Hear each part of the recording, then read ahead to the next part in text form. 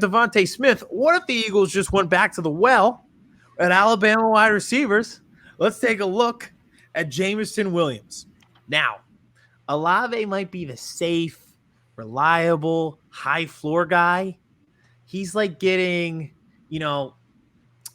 what's a great car that it goes fast. It'd be like getting a Tesla these days. I feel like everyone in my work who works in my building has a Tesla. Like, it goes fast, it gets the job done, it's efficient. Jameson Williams is the Lamborghini.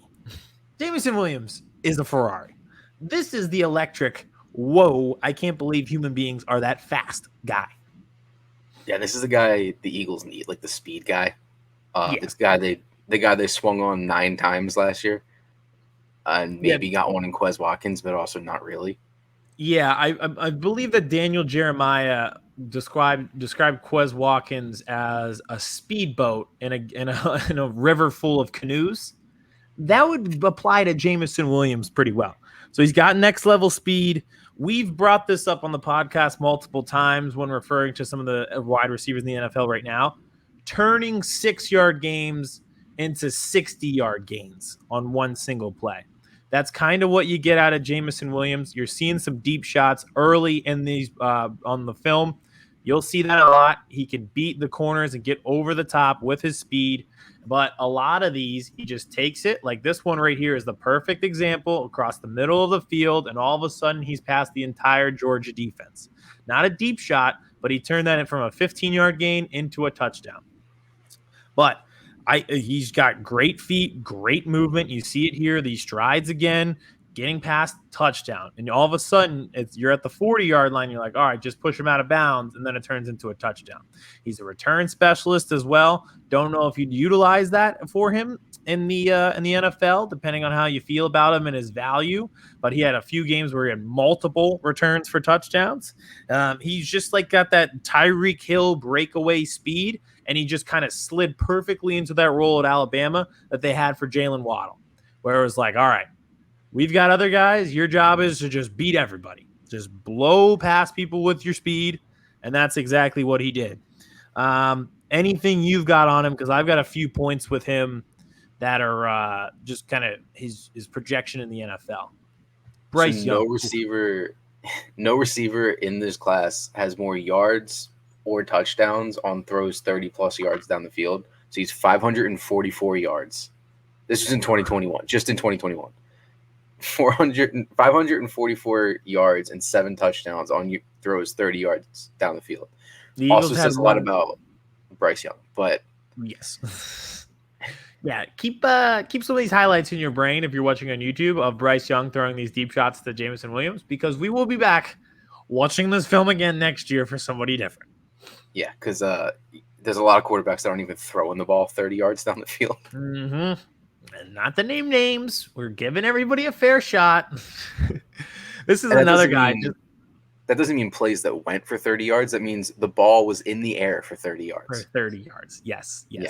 And a beautiful ball at that. Like that. I just love this tape for him and Olave so far, because there's so many shots where you're like, wait, did a corner ever come close to this person on these routes? Like on that touchdown right there. He was untouched. Like, he just blows by these guys so fast, and you're at the highest level of football. Like, look at this. He beats 3 guys. 1 gets a hold on him. It's so funny to watch. Just beating these defenses right over the top. Nothing fancy with the route running. Just flat out being faster than the opponent. Any cornerback's gonna need help with him, which means 1 or 2 other guys are open. Exactly. The more the better. And that's a great route right there. A little out route for the touchdown. You love to see that, because I think what scares people sometimes is when you only see the deep shots on highlight tapes like this. But I know he does more than that. It's just that he really excels at that. So, again, he's been listed as like another complimentary wide receiver. You can bring us in. I just have a few last points. You get the complimentary wide receiver thing. But again, isn't that kind of what you're looking for if you're the Eagles, and even if you're the Cowboys? Like, isn't that the whole point? You think Devontae Smith wide receiver 1, so you get a speedster on the opposite side? So I don't know if either of these guys will. I know Olave doesn't really play in the slot. Jameson Williams maybe, but I think John Mechie really played in the slot too. I have a thing. I'll let you give the stats on him being the first wide receiver. I know you can bet sometimes on where a guy will go. I absolutely think he doesn't get by the Ravens at 14, which is unfortunate. That's what I'm terrified. Like, almost no one's mocking receivers to the Ravens, which upsets me because they're picking right before the Eagles. So if two go to like the Jets and the Falcons, and the Ravens take the third one off the board, I mean, it's a deep class. We're going to talk about some other guys, but the Ravens upset me. Like, you could have someone right there, and if they don't take Derek Stingley or one of the corners, then it's like just a little extra heartbreak. I think we'll be gone by then. I could see him being a Raven, but I think he'll be gone. If you're the Ravens, why would you not want to pair him with Lamar Jackson and just be the fastest team alive with him and Hollywood Brown? I just don't.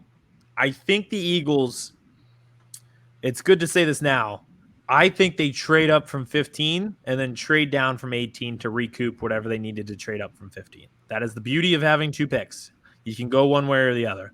And I really think you'd have to trade up, similar to Devontae last year, where you were at 12, you jumped up to 10, and you gave up a third-round pick in the process to do so. I think you'd probably have to skip over the Ravens at 14 and get to 12 or 13 so that you could get this kid if you wanted him. I just don't think he's making it past the Ravens. Yeah, if they're in love with someone, I can see them trading up from 15. If not, like, the best player available at 15 is still very good. Yes, correct, because there's a lot of names here and a lot of positions that you need. I'll say this before we go on to the next receiver. While we're on the topic of Alabama, we did not do a prospect breakdown video for John Mechie. If he's there at 51, yeah, you can count me in, even with the ACL injury. I don't know if he will be, but he'd be a first-round pick if it weren't for the injury, and I love his tape too, and I love Alabama wide receivers. The odds on Jameson Williams, he's plus 175 to be the first wide receiver. Without the ACL, I think it would have been minus 15,000 to be the first wide receiver off the board. Correct. If you're betting first wide receiver, take Garrett Wilson all day, because no GM is losing his job over the difference between Garrett Wilson and Jameson Williams, because it's marginal, if anything. So no GM is going to take the chance on losing their job over this dude's ACL not healing correctly. Mm-hmm. Not that I think it's an issue, but again, no one wants to lose their job. So plus 75 the first wide receiver, his over under is 12.5. I think the under is a pretty safe bet. You think so? You think he goes before 12? I think he goes after 12, over 12 now. I think he goes 14 to the Ravens is the issue. It's going to right in front of me. The Jets and the Falcons both need somebody. Jets picked twice. I just think the Falcons just they need so much that one of these wide receivers will not make the difference. And to go skill position again after going tight end at 4 last year, I just don't know. I get why they would need a receiver, but you need so much. Even if the Eagles have to trade up for him, they say they can't get 13, have to go to 12. That's still under. There you go. That's on the table for sure. So that'll be interesting because it's a shame that the Raiders got Devontae Adams, because they always like to reach on receivers. And I would have loved to see them trade up for one of these guys and just, cause chaos like they usually do. So that is a name to watch. It's a name we'll see if he's there at 15. I think he's trade up bait 101 right there. So Jameson Williams, pretty exciting as well.